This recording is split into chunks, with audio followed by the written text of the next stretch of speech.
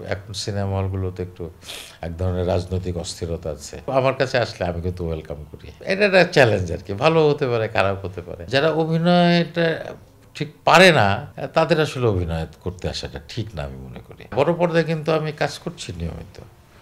এখন বড় পর্দায় তো মাঝখানের এই আ দেশের একটা বড় ধরনের পরিবর্তন হয়ে গেছে।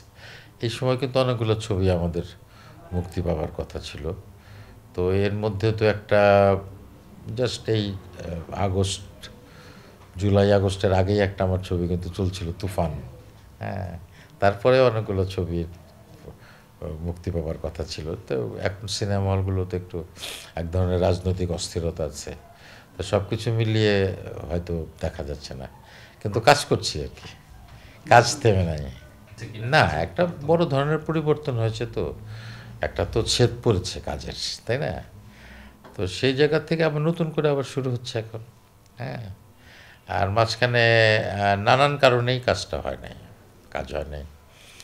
আর এখন আবার ঈদের মৌসুমও কিন্তু চলে আসছে। ঈদের কাজ কিন্তু শুরু হয়ে গেছে বলা যায়। তো টেলিভিশনের যে কনটেন্টগুলো বিশেষ করে সিঙ্গেল নাটক যেগুলোকে আমরা বলি একক নাটক, সেগুলোর কাজ শুরু হয়েছে, টেলিফিল্মের কাজ শুরু হয়েছে। সবকিছু মিলে আবার কাজ সবাই মোটামুটি কাজ করছে আরকি। তারা হয়তো এক ধরনের কি বলা যায় একটু জড়তা থাকে যে একটা সিনিয়র মোর যিনি ৪০ বছর ধরে কাজ করছেন, আমি হয়তো ১ বছর ধরে কাজ করছি। এক ধরনের জড়তা থেকে হয়তো তারা যায় না। তো আমি কিন্তু আমার কাছে আসলে আমি কিন্তু ওয়েলকাম করি।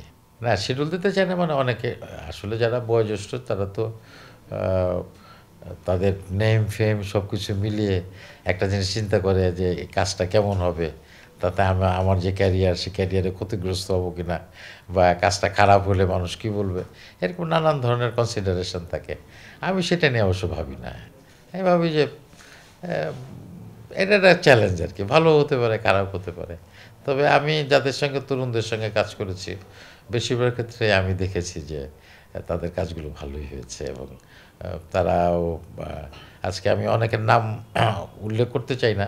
আজকে যারা বাংলাদেশে লিড দিচ্ছে যারা আ ফিল্ম এবং টেলিভিশনে, তাদের অনেকের সাথেই কিন্তু ১ম কাজ হয়েছে আমার। আসলে অনেক কিছু আমাদের উপর নির্ভর করে না।